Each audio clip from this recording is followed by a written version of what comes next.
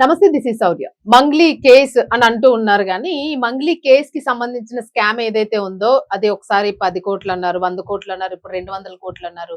ఇంకొన్ని వాదనలు అయితే అసలు 1000 కోట్ల స్కామ్ ఉంది దీని వెనుక అని అంటూ ఉన్నారు. అయితే ఇది పూర్తిగా మంగ్లీ ఒక్కటే ఇన్వాల్వ్మెంట్ కాదు, ఇందులోని మైక్రో ఫైనాన్స్ కి సంబంధించి ఇంకా చాలా పెద్ద నెట్వర్క్ దీని చుట్టూ కూడా నడుస్తూ ఉంది. బాధితులు చాలా మంది ఉన్నారు. ఇప్పుడు న్యాయం జరగాల్సింది బాధితులకి అనే వాదన చాలా గట్టిగా వినిపిస్తుంది. మరి దీని రెస్పాన్సిబిలిటీ ఎవరు తీసుకుంటారు? సో ఇవన్నీ మాట్లాడదాం. మనతో పాటు సోషల్ యాక్టివిస్ట్ కృష్ణకుమారి గారు ఉన్నారు. నమస్తే మ్యామ్. నమస్తే మ్యామ్, మీరు ఏమంటారు? అంటే ఏదో ఒక కాలక్షేపం జరుగుతుందని అనిపిస్తుంది అని చాలా మంది అంటూ ఉన్నారు. మీరేమంటారు అసలు మంగ్లీ కేసుకి సంబంధించి? పదే చెప్పి మంగ్లీకి హైప్ తేవడం, లేకపోతే అడ్వకేట్ సుబ్బారావుకి హైప్ తేవడం, లేకపోతే ఒక మధు అనే పర్సన్, అసలు ఎవరు విక్టిమ్స్, ఎవరు అక్యూజ్డ్, ఎలా న్యాయం జరిగే అవకాశం ఉంది, ఎవరు ఇన్వాల్వ్ అవ్వాలి? ఇప్పుడు అసలు ప్రభుత్వం ఏదైనా రంగంలోకి దిగాల్సిన అవసరం ఉందా దీనిలో? ఆల్రెడీ సిబిఐకి అప్పగించారుగా కేసు. ఎందుకు వచ్చింది? బాధితులకైతే న్యాయం జరగాలి అని చెప్పి అప్పగించారు. అయితే ఇప్పుడు మనకి పైకి కనిపించేది రమావత్ మధు గురించి ఎక్కువ మాట్లాడుతున్నారు అందరూ. రమావత్ మధుకి మంగ్లీ బ్రదరు, సిస్టరు, ఆ సిస్టర్ని చేసుకోబోయే ఇంకొక అతను చౌహాన్ అని. సరే, ఇప్పుడు వీళ్ళందరూ ఉన్నమాట వాస్తవమే. అయితే మంగ్లీకి డైరెక్ట్ ఇన్వాల్వ్మెంట్ లేదు దీంట్లో. ఎక్కడ పేపర్ మీద ఆమె పేరు లేదు, బోర్డ్ ఆఫ్ డైరెక్టర్స్ లో లేదు, వాటాదారుగా లేదు, ఎక్కడా లేదు. అలా అని మంగ్లీకి ఏమి సంబంధం లేదా అంటే, మంగ్లీ ఇల్లు ఏదైతే ఉందో ఆ ఇంట్లో దీని కార్యకలాపాలు జరిగినాయి. ఈ మధుకి ఆ ఇంటితో బాగా పరిచయం ఉంది. ఎవరన్నా బాగా ఇంపార్టెంట్ అయిన వాళ్ళు రావాలి అంటే గనక ఆ ఇంటి అడ్రస్సే చెప్పాడు. ఆ ఇంట్లోనే కూర్చుని మీటింగులు జరిగినాయి, ఆ అపార్ట్మెంట్ లాంజ్ లోనే జరిగినాయి. సరే, ఇప్పుడు ఎవరైతే చీఫ్ మార్కెటింగ్ పర్సన్స్ ఉంటారో వాళ్ళు కింద వాళ్ళందరికీ వీళ్ళు రెస్పాన్సిబుల్. ఇప్పుడు అందరికి మధు కనిపించడుగా. ఊర్లలో పల్లెటూరులోకి వెళ్ళి ఆ పల్లెటూరులో ఒకళ్ళనో ఇద్దరినో మార్కెటింగ్ వాళ్ళని ఎత్తుకుని వాళ్ళ చేత మార్కెటింగ్ చేయించి అవన్నీ తీసుకొచ్చి మధు దగ్గర దాకా పెట్టారు ఈ కింద వాళ్ళందరూ కలిసి. అయితే అసలు మధుది ఇంత మాస్టర్ బ్రెయినా? అసలు మధు వెనక ఎవరున్నారు అది బయటికి రావాలి. ఎందుకంటే సూట్ కేస్ కంపెనీలు పెట్టిన మాట వాస్తవం, మనకి క్లారిటీగా తెలుస్తుంది. జిల్లాకు ఒక కంపెనీ పెట్టినట్టు పెట్టారు. పెట్టి వీళ్ళందరికీ ఏంటి అంటే వీళ్ళ తమ్ముడు, వీళ్ళ చెల్లెలు, వీళ్ళు మధు కింద సీరియస్గా ఇన్వాల్వ్ అయ్యి ఉన్నారు. ఇప్పుడు వీళ్ళ తాలూకా వాళ్ళందరికీ చెప్పింది ఏంటి అంటే, ఈ కంపెనీలు చాలా కంపెనీలు ఉన్నాయి, ట్రేడింగ్ చేస్తాము, అలాగే పెట్టుబడులు పెడతాము, అలాగే సిమెంట్ ఫ్యాక్టరీ, వేరే వాళ్ళ సిమెంట్ ఫ్యాక్టరీ తీసుకున్నాము, భూమి కొన్నాము, భూమి ఇస్తాము, ఇలా రకరకాలు చెప్పారు. ఈ చెప్పినప్పుడు ఎవరైనా నమ్మలేదనుకోండి, అసలు ఎవరున్నారు అనుకుంటున్నారు దీని వెనకమాల? మంగ్లీ గారు ఉన్నారు అని వాళ్ళు బ్రాండింగ్, వాళ్ళు ఆ పేరు వాడుకుని ఉండొచ్చు మంగ్లీది. ఇది మంగ్లీకి తెలియదు అంటే మట్టుకు నమ్మాలనిపించట్లా. ఎందుకంటే వాళ్ళు పొద్దాక తన ఇంటికి వస్తున్నారు. అలాంటప్పుడు నాకు అసలు సంబంధం లేదని బ్లంట్ గా మాట్లాడడం కరెక్ట్ కాదు. ఇంకొకటి, అసలు నీకు అంత సంబంధం లేకపోతే నీ పేరు బయటికి రాకపోవడమే, సీరియస్ గా బయటికి రాకపోవడమే, నువ్వు పోయిన నెలలోనే పూజారి నాగేశ్వర్ గారి ఆఫీస్ లో ఎందుకు మీటింగ్ లో కూర్చున్నావు? నీకు అవసరం లేదు అసలు. ఇప్పుడు బాధితుల తరఫున లాయరు ఈమెకి ఫోన్ చేశాడు, ఈమె సరిగా సమాధానం చెప్పలేదు. తర్వాత మళ్ళీ డౌట్ వచ్చింది, ఇతను ఏం చేసేస్తాడు అని చెప్పి తనకు తెలిసిన డైరెక్టర్ ద్వారా మీటింగ్ అరేంజ్ చేయించుకుంది. మీటింగ్ లో కూర్చున్నారు. ఇప్పుడు ఇంత జరిగిన తర్వాత, బాధితులు ఈ విధంగా రోడ్డు మీదకి వచ్చిన తర్వాత అయినా సరే ఈ మధు అనేవాడు బయటికి రాలా. కానీ బయటికి రాకుండా అండర్ గ్రౌండ్ లో కూర్చున్నాడు హ్యాపీగా. అందరు సొమ్ము తిన్నాడు. తన దగ్గర ఉన్నాయా, ఎవరి దగ్గర ఉన్నాయి, భూమి మీద ఉన్నాయా, ఫ్యాక్టరీలో ఉన్నాయా, ట్రేడింగ్ లో పెట్టి మోసపోయారా, ఏం చేశారనేది మధుకే తెలుసు. మధు పైన ఎవరున్నారో ఇప్పుడు మధు చెప్పాలి, వాళ్ళకి తెలుసు. సరే నువ్వెందుకు దిగావమ్మా అంటే నీ చెల్లెలు తమ్ముడు ఉన్నారు, వాళ్ళని కొంచెం సేఫ్ చేసుకుంటానికి నువ్వు దిగుండొచ్చు, అది కూడా నేను తప్పనట్లా. కానీ నీ వాళ్ళని సేవ్ చేసుకుంటూనే ఇంకో ఒక పక్కన రెండో పక్కన నువ్వు చెయ్యాల్సిందేంటి? ఇందులో మంచో చెడో తెలియదు కానీ చాలా మంది ఆమె సామాజిక వర్గం వాళ్ళు కూడా బాధితులు ఎక్కువ మంది ఉన్నారు.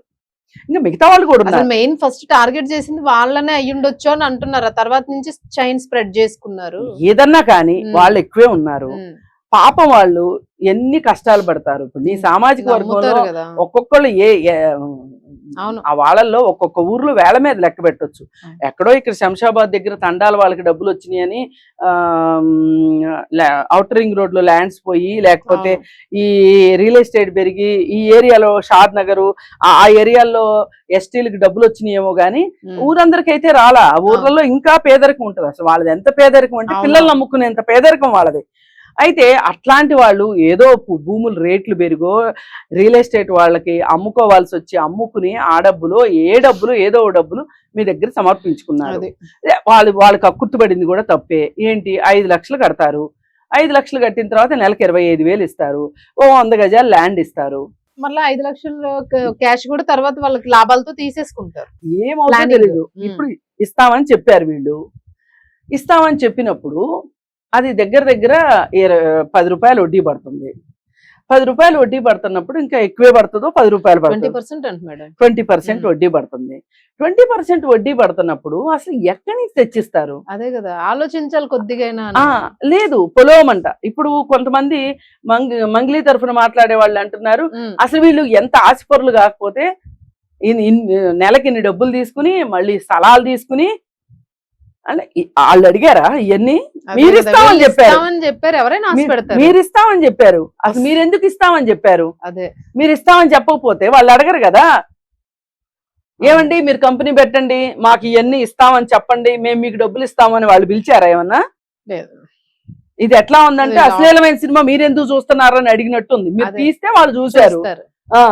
అంతెందుకు మేడం, బట్టల షాప్ బయట buy 1 get 5 ఫ్రీ అని పెడితేనే ఎందుకు 5 ఇస్తాడు ఒకదానికని ఆలోచించుకుంటూ వెళ్ళిపోతారు. ఆ మధ్య ఒకసారి కాబట్టి కదా వాళ్ళు పెట్టేది. వికారాబాద్ లో షాప్ ఓపెనింగ్ కి రూపాయికి చీర అన్నారు, అంటే తొక్కిసలాట జరిగింది. అవును, మేము ముందు వచ్చిన 100 మందికి అన్నారు షాప్ వాళ్ళు. అది ఎక్కడా కనిపించలేదు. ఓపెనింగ్ రోజు ఎక్కడో ఉంటది. బ్యాంకులోళ్ళు కండిషన్ సప్లై అని పెట్టినట్టు ఉంటది. ఇప్పుడు వీళ్ళని అనే బదులు అసలు మీరు కంపెనీ ఆ విధంగా ఎట్లా పెట్టారు, మీరు ఎట్లా డిజైన్ చేశారని వాళ్ళని అడగవలసిందే ఖచ్చితంగా, అందులో డౌటే లేదు. సరే ఇదంతా జరిగిన తర్వాత ఇప్పుడు ఫైనల్ కి ఏమైంది? ఇంక బాధితులు చూశారు ఏం చేసినా గానీ ఈ మధు అన్న అతను ఎక్కడ ఉన్నాడో బయటికి రాకపోయేసరికి వాళ్ళు కరెక్ట్ గానే వేశారు.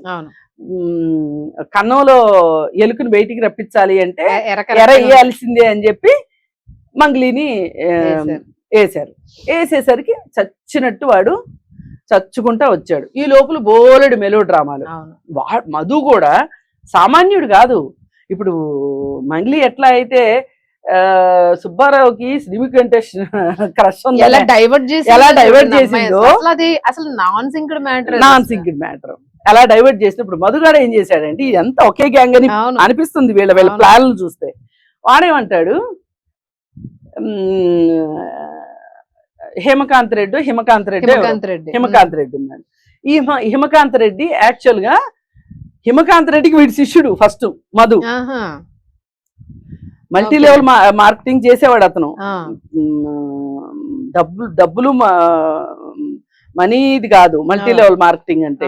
ఏది సోపులు, ఆర్గానిక్ సోపులు అవన్నీ చేసేవాడంట. చేసి అతను పాపం ఓ మాదిరిగా బాగానే సంపాదించుకున్నాడు. అదే వీళ్ళు మెక్కేశారు అనుకోండి. అయితే ఇతను ఇలా బాగా చేసుకుంటున్నాడు. వీడు 10th కూడా పాస్ కాలేదు మధు. అవునంట. అయితే ఇతని దగ్గరకు వచ్చి బాగానే షైన్ అయ్యాడు. అంటే ఇతను చెప్పాడు మార్కెటింగ్ ఎలా చేసుకోవాలి ఏంటి అదంతా. వాళ్ళ మామయ్యకి సంబంధించిన వ్యవసాయ ఉత్పత్తులకు సంబంధించింది కూడా చేసుకుంటా ఉన్నాడు. చేసుకుంటా ఉంటే ఒక రోజు వచ్చేసేసి ఇట్లాంటి ఆఫర్ ఒకటి వచ్చింది, మీరు కూడా రండి గురువు గారు అంటే, అరే చక్కగా సెటిల్ అయ్యావు, మీ మామయ్య కంటే నువ్వే బాగా చేస్తున్నావు, అట్లాంటప్పుడు నీకు మళ్ళీ ఇంకా కొత్త కొత్త అవసరమా, ఇంతంత ఆశ అవసరమా అంటే మీకేం తెలుసు, మీకే తెలుస్తుంది అని చెప్పి ఇది 2021లో ఏమో 2022లోనో ఏమో జరిగిందంట. ఆ తర్వాత మళ్ళీ వచ్చి 3.5 సంవత్సరాల తర్వాత కారులో తార్ జీప్ లో 20 కార్లు వేసుకుని వెళ్తారంట. ఇప్పుడు ఆ తర్వాత అయితే వెళ్ళి చూసారా గురువు గారు, ఆ రోజు మీరు చెప్తారా వినలేదు నా మాట, వింటే ఇలా ఉండేది మీ పరిస్థితి కూడా అని చెప్పి చూపించేసరికి ఇక ఆయనకు కూడా ఆశ పుట్టింది. ఆశ పుట్టి ఆయన దగ్గర ఉన్న 70 లక్షలు పెట్టింది కాకుండా దీంట్లో ఆయన మళ్ళీ ఇంకొంతమందిని టీముని రెడీ చేసుకొని వాళ్ళందరితోటి పెట్టించాడు. ఆయన మునిగింది కాక మొత్తం అయింది. అయితే ఇప్పుడు వీడు ఏం చేశాడు, అసలు ఈ డబ్బులన్నీ హిమకాంత్ రెడ్డి దగ్గర ఉన్నాయి, నా దగ్గర లేవు అని వీడు ఒక వీడియో రిలీజ్ చేశాడు. ఆ వీడియో రిలీజ్ చేసిన తరువాతనే వీళ్ళు లొంగిపోయాడు. ఇప్పుడు అక్కడ తెలివితేటలు ఏంటంటే, ఇప్పుడు బాధితుల తరఫున సుబ్బు పోరాటం చేస్తున్నాడని చెప్పి అతని పైన ఒక బ్యాడ్ ఎలిగేషన్స్ ఎట్లయితే మంగ్లీ తీసుకుని వచ్చిందో, వీడు కూడా ఏం చేశాడు, ఈ హిమకాంత్ రెడ్డి ఎక్కువ మాట్లాడుతున్నాడు. హిమకాంత్ రెడ్డి ఇంకొక సన్నగా ఉండే అమ్మాయి పేరు జ్యోతో ఏదో ఉంది, మాట్లాడుతుంది, వాళ్ళిద్దరు మాట్లాడుతున్నారు. అందుకని వాళ్ళిద్దరి మధ్యలో ఏదో సంబంధం ఉంది, వాళ్ళకే తెలుసు ఇదంతా అని చెప్పి వాళ్ళిద్దరు ఫోటోలతోటి వీడియో రిలీజ్ చేసి ఆ తర్వాత లొంగిపోయాడు. ఇప్పుడు చెప్పండి, ఇతని పైన ఎవరో ఉన్నారు, అజ్ఞాత శక్తులు ఉన్నారు, పొలిటికల్ వాళ్ళు ఉన్నారా లేకపోతే ఎవరున్నారు ఏమో తెలియదు, కానీ ఎవరున్నా బిజినెస్ పీపుల్ ఉన్నారా, ఎవరో ఉన్నారు, ఎవరో లేకుండా ఇది భారీ స్థాయిలోనే జరుగుతుంది. భారీ స్థాయిలోనే జరుగుతుంది, ఎంక్వైరీ జరగాల్సిందే, ఖచ్చితంగా ఎంక్వైరీ జరగాల్సిందే. ఇప్పుడు ఇక్కడ ఏమైంది, పంజగుట్ట పోలీస్ స్టేషన్ లో ఆ రోజు సుబ్బారావు లాయర్ సుబ్బు బాధితులను తీసుకొని వచ్చి మాట్లాడటానికి వచ్చాడని చెప్పి అతని దగ్గర ఏదో వాసన వస్తుందని ఏదో పసిగట్టారు. పసిగడితే ఏం కారణం దొరుకుతుందా అతన్ని తొక్కటానికి అని చూసి సార్ చివరికి అతని దగ్గర స్మెల్ వస్తుంది అని చెప్పి అతనికి బ్రీత్ అనలైజర్ టెస్ట్ చేశారు. అసలు నిజానికి అది ఒక ట్రాన్స్పోర్ట్ యాక్ట్ ప్రకారం ఆ పోలీసులు చేయాల్సిన పని పోలీస్ స్టేషన్ లో చేయాల్సిన అవసరం లేదు. అందుకే ఇవాళ హైకోర్టు మొక్క తిట్లు పెట్టింది. అసలు అనవసరం గుర్తు పుణ్యానికి దానిలోనే. ఇప్పుడు ఏమంటున్నారు జనాలు, నేనైతే అనను గాని, మంగ్లీనే సుబ్బారావుని ఎట్లా ఒకట్లా కంట్రోల్ చేయడానికి మంగ్లీనే ఇదంతా చేపించింది అని. కానీ ఇది కరెక్ట్ కాదు. ఎందుకంటే మంగ్లీకి తెలుసా ఈయన తాగి వస్తాడని? తెలియదు కదా. అందుకని కొంతమంది ఏమని మనం వ్యక్తం చేస్తున్నారంటే, ఇద్దరికి మంచి దోస్తి ఉంది, అది చెడింది, అది చెడ్డం వల్లనే. ఎవరెవరికి? సుబ్బారావుకి మంగ్లీకి. ఇప్పుడు క్రష్ ఉందనే కాదండి, తెలుస్తుంది. ఒకటి అతను ఏదో ఇంటర్వ్యూలో అన్నాడని ఆవిడ చెప్తుంది. ఆవిడ అన్నంత మాత్రాన దానికి విపరీతమైన ప్రచారం తీసుకురావటం కరెక్ట్ కాదు. మనకి లాజికల్ గా ఏది ఇలా జరిగి ఉండొచ్చు అనేది మనం మాట్లాడగలం, గాని గాలి పోగు చేయటం మట్టు కరెక్ట్ కాదు. ఇప్పుడు కొంతమంది మంగ్లీ తరఫున మీడియాలో కూడా కొంతమంది మాట్లాడుతున్నారు. ఈ మాట్లాడే వాళ్ళందరూ కూడా ఆలోచించాల్సింది ఏంటంటే, ఇవాళ మంగ్లీ కాదు ఇక్కడ ప్రధానం, బాధితులు ప్రధానం. ఈ బాధితులకి వాళ్ళ బాధ తీరేది ఎట్లా, వాళ్ళ డబ్బులు వచ్చేది ఎట్లా అని ఆలోచించాల్సిందే తప్పితే, మీరు బాధితులను వదిలేసేసి మీరు ఈ పైన వాళ్ళకి హైప్ ఇవ్వడం మొదలు టెక్నికల్ ఎవిడెన్స్ మొత్తం అది వదిలేశారు, డివియేట్ చేస్తా ఉన్నారు. అందుకని చెప్పి ఎవరైనా సరే, మీడియా అయినా లేకపోతే మాట్లాడే వాళ్ళైనా, మంగ్లీకి పోయేది ఏమీ లేదు. 4 రోజులు పోతే మళ్ళీ ఆవిడ మార్కెట్ ఆవిడకి ఉంటది. ఆవిడకి ప్రతిపూర్ణన్ని రోజు ఆవిడ గొంతే ఆవిడ ఎసెట్, ఆమెకేమి కాదు. కానీ ఈ లక్షల మంది ఉన్నారు చూసారా, ఈ కంపెనీలో డబ్బులు కోట్ల రూపాయలు పెట్టిన బాధితులు ఉన్నారు చూసారా, వాళ్ళ జీవితాలు ఆగమవుతున్నాయి. వాళ్ళ జీవితాల గురించి ఆలోచించండి. ఈ సందర్భంగా నేను ఈ మంగ్లీ వీడియో చేసిన ప్రతి వీడియోలోనూ చివరిలో నేను ఒకటే చెప్తున్నా, మీరు మీ దగ్గర ఏమైనా కొంచెం డబ్బులున్నా పోస్ట్ ఆఫీస్ లో వేసుకోండి, లేదంటే బంగారం కొనుక్కోండి, లేదంటే చిన్న స్థలం కొనుక్కోండి, అంతేగాని గవర్నమెంట్ బ్యాంకుల్లో పెట్టుకోండి. వాటికైతే ప్రభుత్వం దగ్గర నుంచి భరోసా ఉంటది. మీకు ఎల్ఐసిలో పెట్టుకోండి. అక్కడ కూడా నాన్ లింక్డ్ షేర్ మార్కెట్ పాలసీలు ఉంటాయి, అవి తీసుకోండి. మళ్ళీ షేర్ మార్కెట్ లింక్డ్ పాలసీలు పెట్టుకుంటే షేర్ మార్కెట్ లో వస్తాయో తెలియదో పోతాయో తెలియదు. అందుకని ఈ విధంగా చేసుకొని మీ డబ్బులకి మీరు ఇప్పుడు ఇది వ్యాపారస్తులు మోసాలు చేస్తేను, రాజకీయ నాయకులు జనాలను ఎత్తిన చేతులు పెడితేను వచ్చిన డబ్బులు కాదు, మీ కష్టంతో వచ్చిన డబ్బుల్ని మీరు కాపాడుకోండి, అత్యాశకు పోవద్దు అని చెప్పచ్చు. Right madam, right. Thank you.